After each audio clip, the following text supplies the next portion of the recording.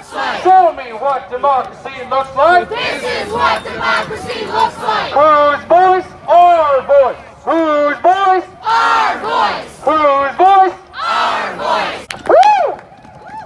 What's up, nerds?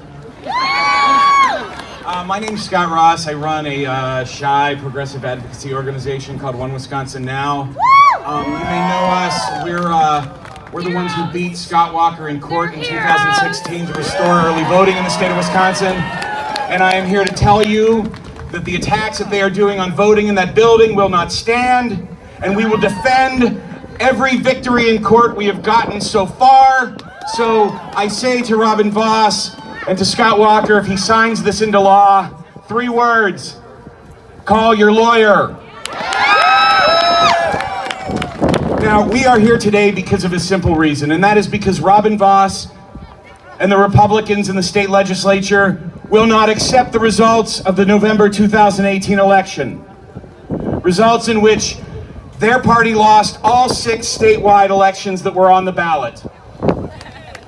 And we are here today because they refuse to accept the will of the people, because they have gone and hidden behind closed doors in secret to conspire and contrast a direct assault on the orderly and peaceful transition of power, which is not just a hallmark of this state, but a hallmark of the United States of America. Now, in this state, 2.6 million people went to the ballot box, record-setting turnout for a non-presidential election. And in that election, 565,591 people early voted. 20% of the population went to the polls early because they were provided that opportunity. And now the ball's in Scott Walker's court. Now, Scott Walker, you may not know this, but it was 25 years ago, on a day not unlike this, in the middle of July, where Scott Walker assumed office in the state assembly. He served there for a number of years before going on to be the county executive of Milwaukee County.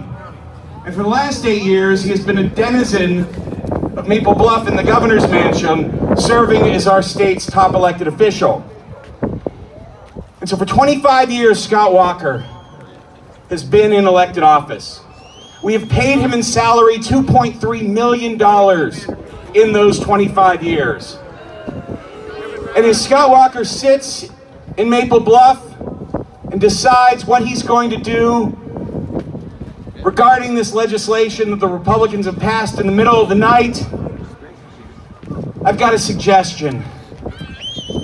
I've got a suggestion, a respectful suggestion to our governor, Scott Walker. Veto and go. Veto and go. Veto and go. Veto and go.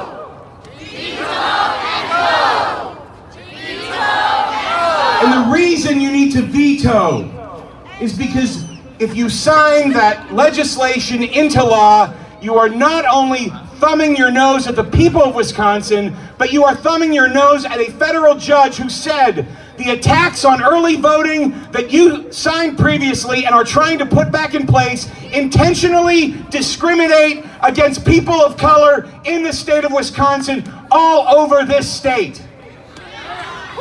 Shame. Now, we are a democracy, but we are a democracy only as long as our elected officials do not put themselves above the law. And as I close, one thing I want to just add to Governor Walker and to the Republicans. Record-setting early voting is not an emergency. Record-setting early voting is democracy. Yes. Governor Walker, veto and go. Veto and go. Thank you all. Veto. Veto. Taylor. Thank you so much for being here. here to continue to fight to create a government for the people and not for powerful politicians. We have seen that these Republican legislators rig the system when they win and they rig it when they lose. We've seen what they've done in gerrymandering our districts. We have the most gerrymandered assembly districts of any state in 40 years. That's what they did when they won. They passed the most restrictive voting legislation of really any state that we've seen. We have one of the biggest suppression laws here, voter suppression laws in the nation. That's what they did. And then they gutted all of our campaign finance laws, so we have more secret dark money in our elections. And now we see what they do when they lose. How is it that you lose elections and you get more power for yourself? It's not right, it's unfair, it's against the will of the people, and we will not stand for it, will we? I got notice, last Friday at 5:35 p.m. I'm on the Joint Finance Committee. I got notice that we were having a hearing on Monday. I got 280 something pages of bills to read for a Monday hearing. No opportunity to ask Fiscal Bureau what these bills did, no fiscal analysis, no legislative analysis.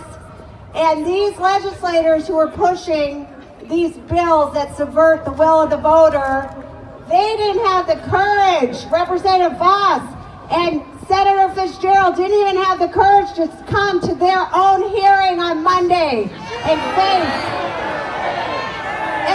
the people. Shame on them.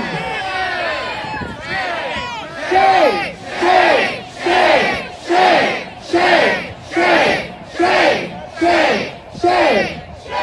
They didn't have the courage to show up and answer our questions. They didn't have the courage to show up and answer your questions. But you know who had the courage to show up? You all! You showed up. We had 1,424 people show up and say no to these horrible bills at such short notice.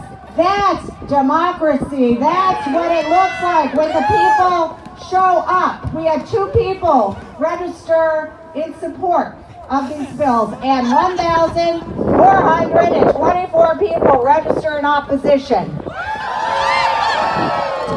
And then these legislators continue to ignore the people. They pushed this bill through on Tuesday. We were supposed to go to the floor at 1 p.m. We went to the floor at 10:30 p.m. when the people were sleeping because they don't do their dirty business in the light of day. They do it in the dark of night. And at 4:30 a.m., we got a new version of a bill we didn't even have a chance to read. That's how they do it. They don't want you to have a chance to comment. They don't even read their own bills, you all. These are bills that special interests are writing. These are bills organizations that want to subvert you are writing, that want to hang on to their own power. We will not have it, will we? No! We will not have it. These are bills. Robin Voss, he should have run for governor if he wanted to be governor. He knew he couldn't win. So instead, he used his power here to take the governor, the powers of our newly elected governor, Evers. Shame on him. We will not stand for it. Shame, shame, shame, shame, shame, shame, shame, shame. He thinks Representative Voss and Senator Fitzgerald, they think they should be able to settle cases that the Attorney General brings. Can you imagine every single settlement that the state enters into? They have to now approve. Shame on them. We will not stand for that. They're subverting the will of the people who want the state to stop these horrible lawsuits that take away health care, like the attack on the Affordable Care Act. That's the power of the governor now. They took it away. They want, these legislators want that to be their power. We will not stand for it, you all. We will not stand for this horrible power grab. So we're here. We're going to be here. We're going to be watching. We're going to continue to speak out. You know, it's a real shame that these legislators, they don't know how to lose. They don't. They have never been taught. You know, I have a little 8-year-old son. He's actually playing hockey right now. And I noticed he's starting to like slam his hockey stick around when he doesn't lose and, you know, go after, slam the ice. And I said to him, you got to know how to lose, son. You need to learn that. We all need to know how to lose well. When these legislators lose, they burn the house down. And the problem is, it's our house. It is not their house. It's our democracy they're setting on fire, and we will not stand for it, will we? No! Right now, this moment, there's a canvass going on in Representative Voss's district, organized by my colleague, Greta Neubauer. And there are people there this minute knocking on doors in Voss's district saying what he did to the people of this state, and we will keep speaking out, and we will fight this. I want to make this promise to you all. Democrats in the legislature, we just didn't fight it this week. We're going to continue to fight it every single day. We're going to fight until we truly have a government for you, a government for the people, not a government for powerful politicians. Thank you for coming out here. Thank you for raising your voice. Thank you for fighting. We're with you. Let's go. Thank you. We're out here engaged in a new campaign that we're going to be kicking off right now. Okay, 1 million for 2020. We are going to get 1 million more voters registered voting 2020. And we're not going to wait that long because we've got elections in April, right? Yeah. All right, who's ready to organize this? Yeah. And every single one of us goes back to our communities. You tell your friends, go back to your communities. Sign up with us. We're going to get you tools. We're going to get you stuff. I'm going to take it to Terrence, but thank you all for coming out. And they're going to respect our vote. Yeah.